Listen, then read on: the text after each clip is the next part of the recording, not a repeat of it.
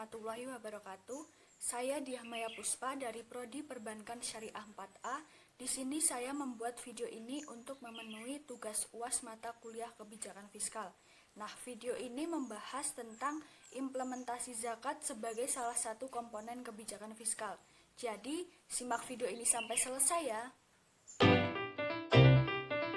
Apa sih kebijakan fiskal itu?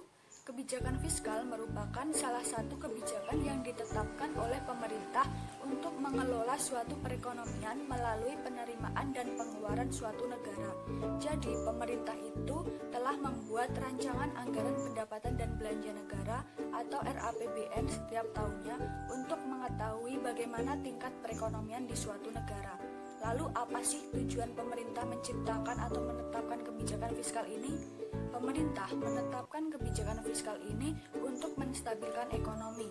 Jadi, kebijakan fiskal bersama dengan kebijakan moneter dan kebijakan-kebijakan lainnya ini sangat diperlukan untuk mengevaluasi apakah ada gangguan-gangguan atau sesuatu yang menghambat jalannya perekonomian.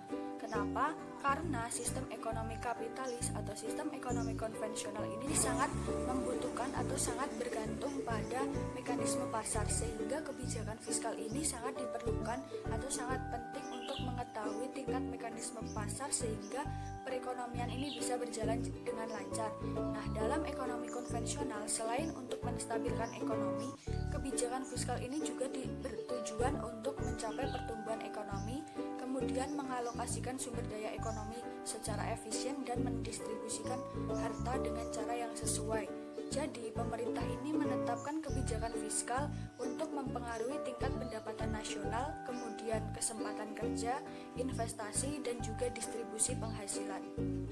Agar kebijakan fiskal yang telah ditetapkan oleh pemerintah itu bisa terrealisasi dengan baik, maka diperlukan adanya instrumen yang mendukung kebijakan tersebut. Nah, dalam ekonomi konvensional ada beberapa instrumen yang mendukung kebijakan fiskal. Yang pertama adalah pajak. Pajak ini merupakan salah satu sumber penerimaan terbesar negara, di mana dengan pajak pemerintah bisa mengatur penerimaan negara dalam bentuk pajak, baik dengan pajak dari pajak langsung maupun pajak tidak langsung. Kemudian pemerintah juga bisa meningkatkan pembangunan ekonomi dengan cara menaikkan ataupun menurunkan pajak. Jika pemerintah menaikkan pajak, maka tingkat konsumsi atau daya beli masyarakat ini akan menurun, sehingga pemerintah bisa memberikan subsidi kepada masyarakat yang kurang mampu agar ketimpangan ekonomi ini bisa berkurang. Kemudian jika pemerintah menurunkan pajak, maka daya beli masyarakat akan meningkat. Otomatis sektor industri juga bisa meningkatkan penjualannya. Kemudian yang kedua adalah APBN.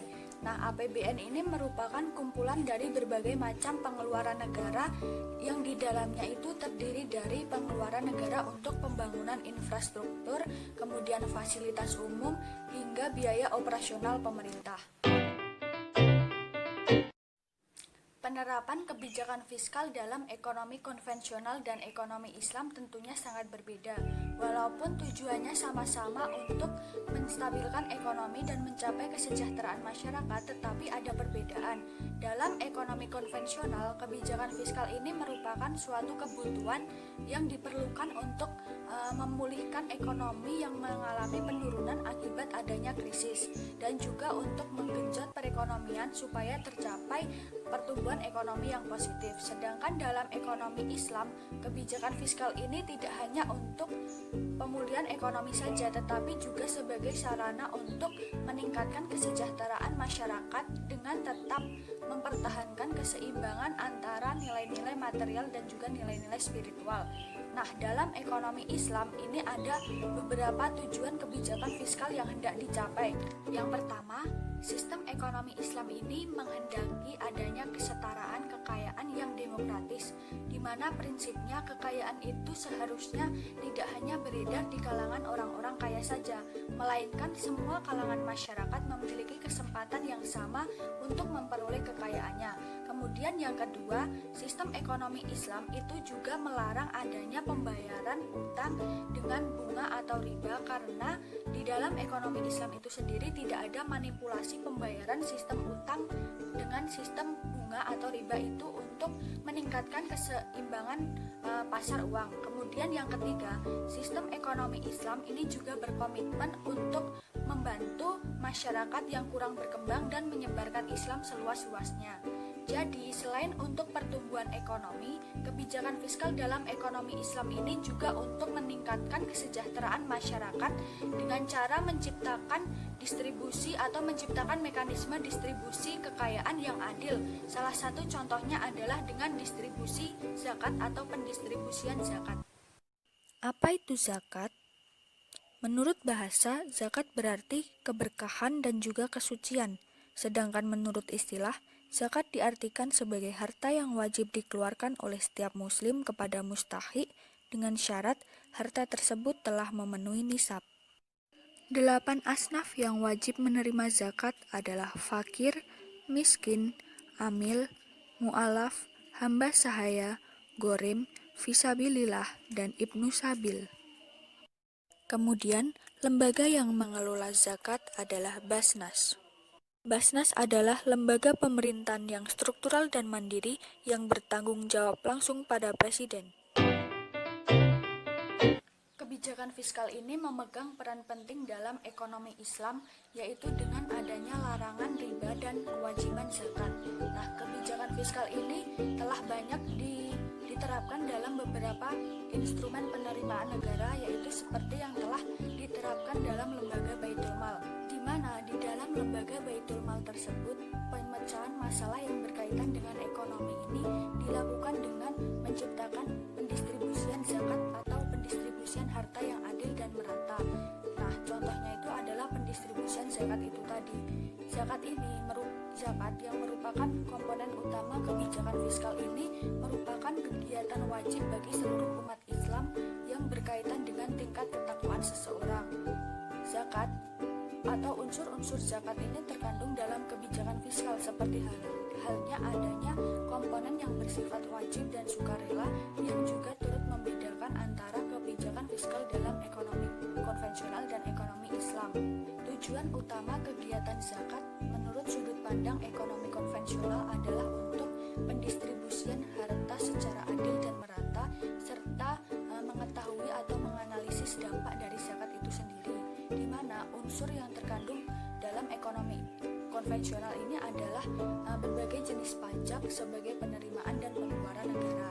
Sedangkan di dalam ekonomi Islam, kebijakan fiskal ini merupakan komponen utamanya, di mana segala ketentuan dan hal-hal yang berkaitan dengan tarif zakat itu sudah ditentukan berdasarkan petunjuk dari Rasulullah SAW. Jadi, sudah tentu berbeda antara zakat dengan pajak, di mana zakat ini lebih mempertemukan antara orang-orang yang memiliki kelebihan harta kepada orang-orang yang kekurangan sehingga terjadi pemerataan pendapatan atau pemerataan penghasilan. Zakat ini juga memberikan pengaruh positif terhadap perekonomian karena zakat ini bisa mendorong tingkat konsumsi, tingkat investasi, dan juga bisa menekan penimbunan uang. Nah, dalam ekonomi makro pun, zakat ini juga bisa meningkatkan pertumbuhan ekonomi. Misalnya saja analisisnya seperti ini. Kita misalkan konsumsi sebagai variabel positif. Nah, ketika perekonomian itu sedang mengalami penurunan tingkat konsumsi, maka untuk bisa menggerakkan perekonomian itu kembali, kita harus meningkatkan daya beli masyarakat. Nah, inilah yang disebut dengan sasaran kebijakan ekonomi. Dalam investasi pun, zakat ini juga bisa memberikan dampak positif, di mana dengan seiring meningkatnya pendapatan masyarakat, maka tingkat kemauan masyarakat untuk menabung pun juga semakin tinggi. Nah, hal ini akan meningkatkan investasi masyarakat yang merupakan salah satu faktor yang mendukung juga pembangunan ekonomi.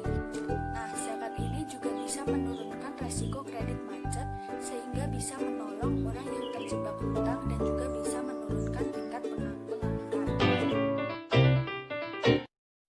Dengan besarnya potensi zakat tersebut, diperlukan adanya pengembangan zakat untuk mengoptimalkan peran zakat dalam perekonomian, terutama untuk mengatasi masalah kemiskinan, kemudian ketimpangan ekonomi, dan juga pengangguran. Nah, penghimpunan dan pendistribusian zakat yang produktif ini juga bisa meningkatkan kembali perekonomian, di mana juga harus diimbangi dengan lembaga pengelola yang amanah, bertanggung jawab, dan juga profesional. Nah, zakat ini bisa meningkatkan kembali penerimaan atau pendapatan negara, di mana jika terjadi defisit anggaran, maka zakat ini bisa digunakan untuk menutupi defisit tersebut, sehingga beban anggaran bisa berkurang atau tidak akan semakin naik, sehingga bisa tercapai kesejahteraan masyarakat dan juga mencapai sasaran pembangunan ekonomi nasional. Sekian video dari saya.